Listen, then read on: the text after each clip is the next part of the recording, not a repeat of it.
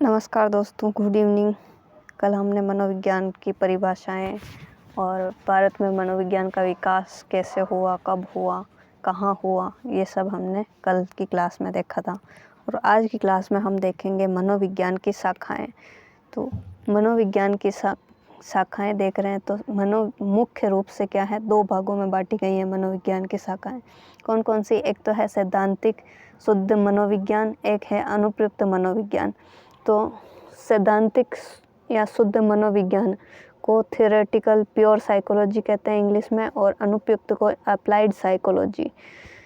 इसमें केवल ज्ञान का ग्रहण किया जाता है और इसमें क्या है, सिद्धांतों का प्रयोग किया जाता है।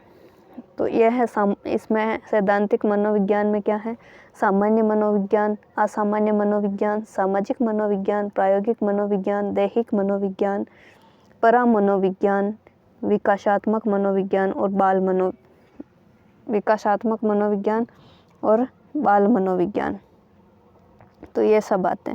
तो अब इसमें सामान्य मनोविज्ञान में तो सामान्य, नॉर्मल, और इसमें असामान्य में जो बालक कोई, जैसे अपन देखते हैं कि स्कूल से भाग जाना या फिर पढ़ाई नहीं करना, उसकी क्या प्रॉब्लम है, जो उसकी प्रॉब्लम होती है उसका क्या किया जाता है, निदान किया जाता है। तो निदान किस में किया जाता है? तो अप्लाइड साइकोलॉजी में किया जाता है और कारणों का पता लगाया जाता है। यहाँ क्या है, कारणों का पता लगाकर यहाँ उपचार किया जाता है।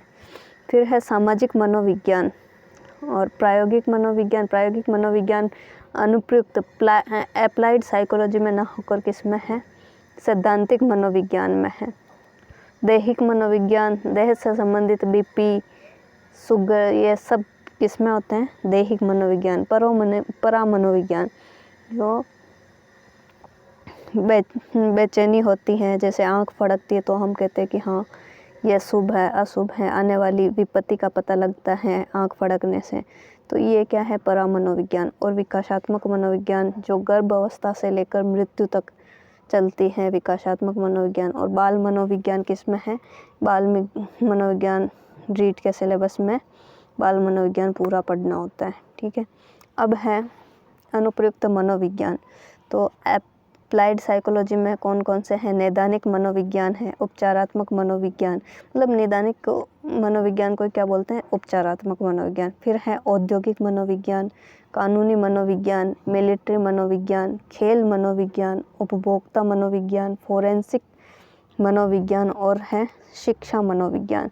शिक्षा मनोविज्ञान सेकंड ग्रेड और फर्स्ट ग्रेड में ये टॉपिक लगता है।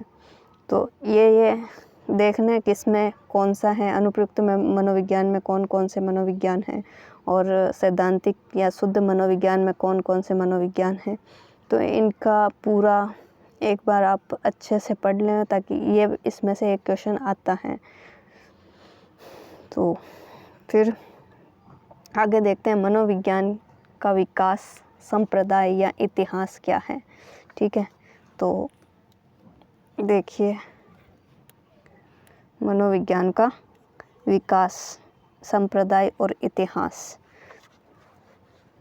मनोविज्ञान का प्रथम संप्रदाय कौन सा है, संरचनावाद था, जो कि वुंट व टिचनर द्वारा स्थापित किया गया।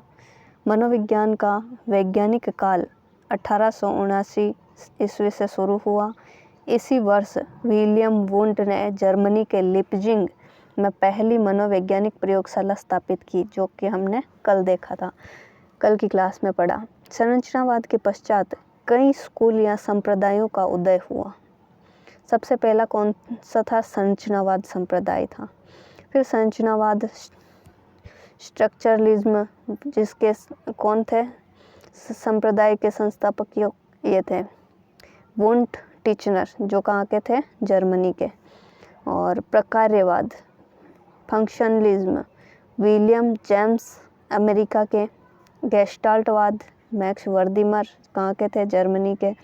व्यवहारवाद आया, बिहेवियरिज्म, जेबी वॉटसन, अमेरिका के। मनोविश्लेषणात्मक मनोविज्ञान, psycho analytical psychology, Sigmund Freud का है। सिगमंड फ्राइड कहाँ के थे, ऑस्ट्रिया के थे।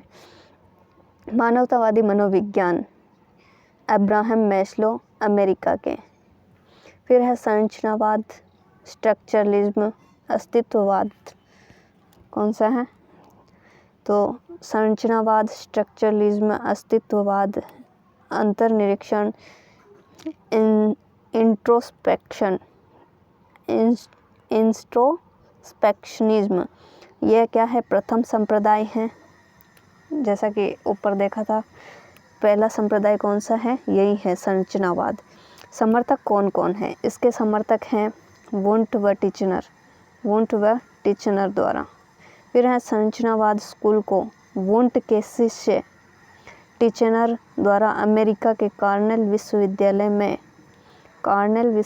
में कब? 1892 में प्रारंभ किया गया। 1892 में प्रारंभ किया गया। अब है आगे, नेक्स्ट देखते हैं।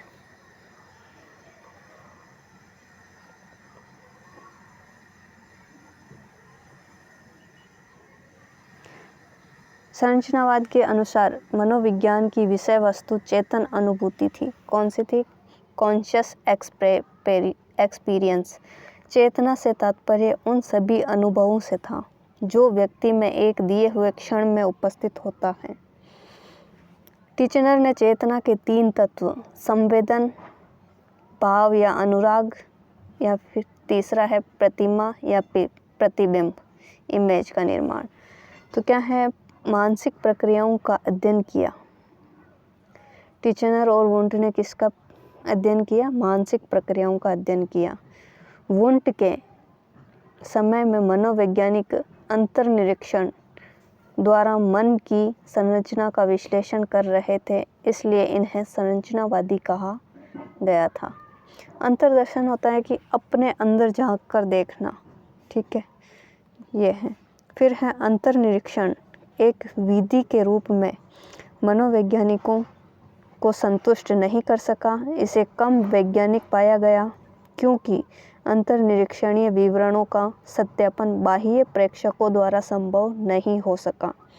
अब आंतरिक निरीक्षण पे प्रयोग नहीं किया गया, मतलब प्रयोग हो ही नहीं सकता है इस पे। तो कहा कि ये क्या है? अपने अंदर झांकना, इसका कोई संतुष्ट नहीं हो सका कोई। फिर है वुंट ने कभी संरचनावाद शब्द का प्रयोग नहीं किया था। वुंट ने किसका प्रयोग नहीं किया? संरचनावाद शब्द का प्रयोग नहीं किया था। टिचनर ने ही किया। वुंट ने अपने विचारों को ऐच्छिकवाद, वॉलंटरिज्म नाम दिया था। क्या नाम दिया? वॉलंटरिज्म नाम दिया। अन्य समर्थक हैं वेबर, फेकनर, हेल्महोल्ट्ज़ आदि। अब आता है दूसरा संप्रदाय, हम पढ़ते हैं। पहला हो गया संरचनावाद, दूसरा है प्रकार्यवाद या कार्यवाद, ठीक है, जिसने संरचनावाद का क्या किया? विरोध किया, यानी समर्थक नहीं था।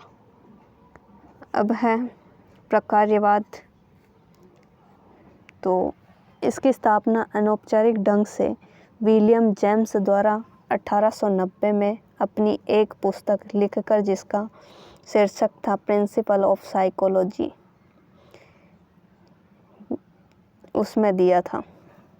उनका मानना था कि मनोविज्ञान का संबंध इससे है कि चेतना क्यों और कैसे कार्य करती है, न कि इस बात से कि चेतना के तत्व कौन से हैं। जेम्स ने चेतना की कार्यात्मक उपयोगिता पर अधिक बल दिया। अन्य संस्थापक कौन थे? डीवी एंजिल और कार। विलियम जेम्स का विश्वास था कि मानस की संरचना पर ध्यान देने के बजाय मनोविज्ञान को इस वाद का अध्ययन करना चाहिए कि मन क्या करता है तथा व्यवहार लोगों को अपने वातावरण से निपटने के लिए किस प्रकार कार्य करता है।